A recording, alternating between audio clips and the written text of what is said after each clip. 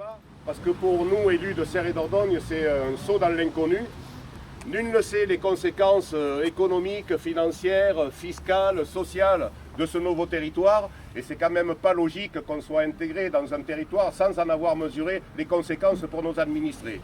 Dans ce territoire, il y a au moins 4 bassins de vie.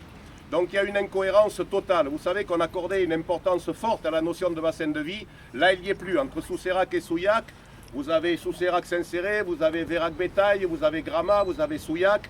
4 bassins de vie, donc un territoire qui est incohérent. Et on nous demande d'établir un SCOT, un schéma de cohérence d'organisation territoriale, dans un territoire qui ne l'est pas. Comment vont être arbitrés les projets? Comment vont se prendre les décisions dans ce territoire? Nul ne le sait, ça va être extrêmement compliqué de pouvoir administrer un territoire avec 108 délégués et avec des intérêts si différents entre les différents bassins de vie. Donc les arbitrages vont être dramatiques et on n'est effectivement pas sûr que chacun puisse y trouver leur place.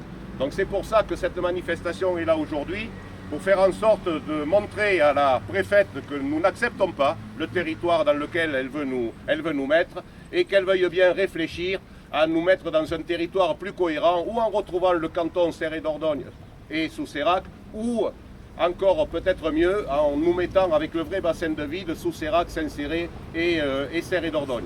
Voilà la démarche qu'on veut défendre aujourd'hui les élus et je crois qu'on le fait dans le sens de nos administrés. C'est surtout pas par ambition politique parce que ce n'est pas notre rôle fondamental et notre rôle primordial, mais c'est pour préserver la défense des intérêts du bassin de vie de Serre et Dordogne, des industries et des salariés qui travaillent dans notre bassin de vie.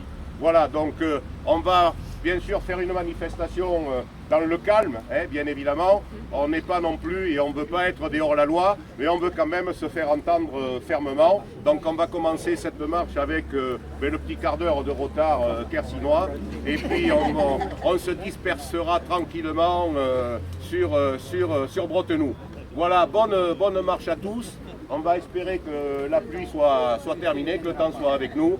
Et puis, allez, on va faire un petit peu d'exercice physique. Merci en tout cas à tous.